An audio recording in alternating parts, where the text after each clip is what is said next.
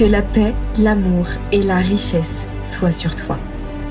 Je t'accueille sous cette tente entrepreneuriale au milieu du désert, avec plein d'amour, de partage et d'enthousiasme. Chaque semaine, je te raconterai sous différents formats les Bistouriz, des histoires entrepreneuriales pleines de clés de réussite, tirées de leçons d'échec. Je suis Manel et on dit de moi que je serai business mentor, fondatrice de Nizam Agency, qui aurait transformé des chiffres, des structures en or. Mais attention, ce périple a été rempli d'épreuves et c'est ce que je vais te raconter dans les Bistouriz. Bienvenue.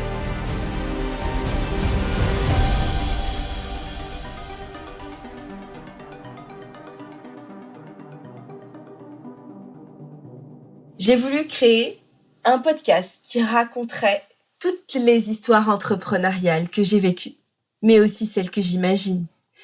On sait aujourd'hui que le monde est rempli d'histoires, une manière de parler de notre vision, une manière de parler de nos actions et surtout une manière d'apporter des apprentissages. C'est ainsi que j'ai imaginé les Bistouriz. Vous permettre de marquer l'histoire par vos histoires. Vous savez, au même titre que les histoires qu'on nous racontait quand on était petit, c'était des histoires qui nous marquaient, des histoires qui pouvaient même changer nos méthodologies d'action. Et c'est ce que j'ai voulu mettre dans ce podcast. C'est pour ça que cette première épisode introductif, j'ai voulu raconter l'histoire de deux cavaliers, deux êtres. Un être qui s'appelle échec et un autre qui s'appelle réussite. Ces deux êtres-là, moi, je les ai rencontrés dans mon histoire entrepreneuriale. Je les ai vécus. J'ai vécu aussi bien la réussite que l'échec. Et à travers ça, aujourd'hui, cela me permet d'actionner des chefs d'entreprise. Je vous raconte ces histoires et c'est ce que nous allons vivre, voir dans les différents podcasts. Toujours un apprentissage, un conseil bordé d'une histoire.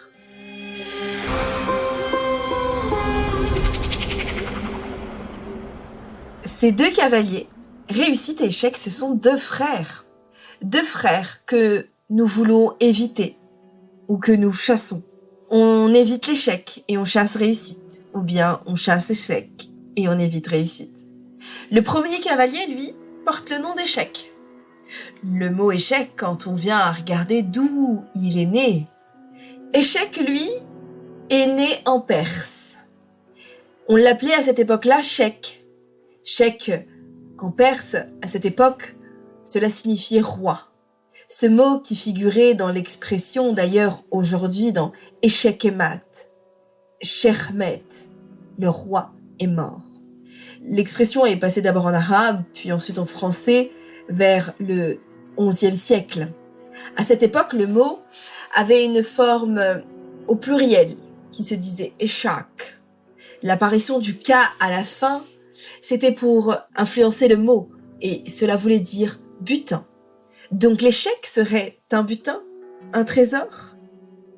On devrait ainsi comprendre qu'en réalité, l'échec est un trésor que nous devons garder, utiliser à bon escient.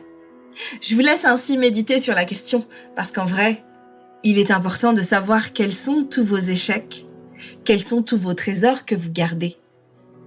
Petit à petit, ce cavalier, ce roi destitué, est devenu non plus un trésor, mais au fur et à mesure, c'est devenu, notamment au XIIIe siècle, c'est devenu un obstacle, c'est devenu une situation délicate.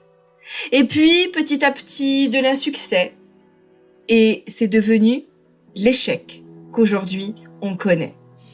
Je vais te parler du frère de échec.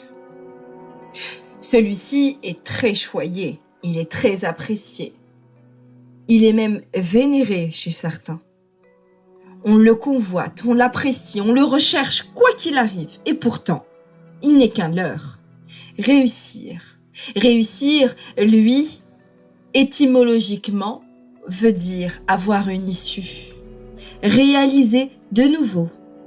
En réalité, réussir, c'est une issue, une porte de sortie. Mais une porte de sortie à quoi? À quel événement? Est-ce que ce serait la porte de sortie de échec? Ou est-ce que c'est une autre porte de sortie?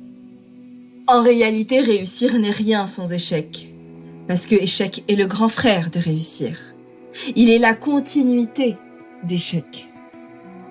Beaucoup veulent réussir, beaucoup veulent gagner. Mais on oublie qu'avec un cavalier comme échec, on devient roi. On chevauche ainsi l'aboutissement et l'issue favorable.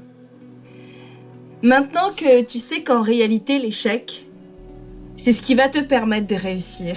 Maintenant que tu sais que pour devenir roi, il est important d'apprécier l'échec.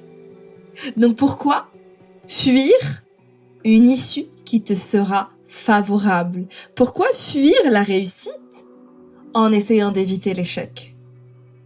Je te raconterai dans un autre épisode comment moi, j'ai pu accueillir ces deux frères.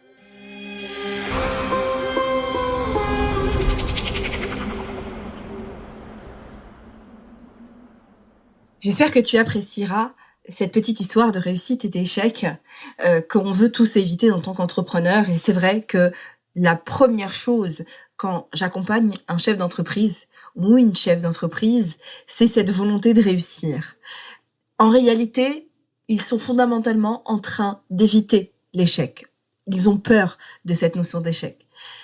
Et j'ai envie de dire que c'est là la plus grande erreur. C'est là la plus grande erreur des chefs d'entreprise ou des chefs d'entreprise débutants, c'est qu'ils veulent absolument éviter cette notion d'échec, alors qu'en réalité, c'est la première issue favorable à la réussite.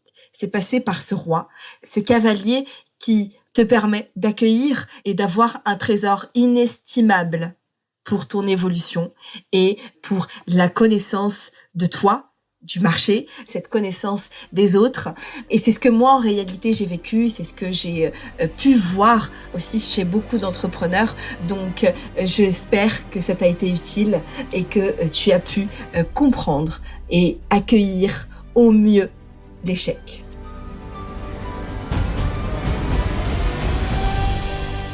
Alors, tu as pu être inspiré, conseillé, voire même sécurisé pour mener encore plus loin ton voyage entrepreneurial? C'est toujours avec plein d'amour, de partage et de passion que tu retrouveras chaque semaine ces secrets d'entrepreneurs.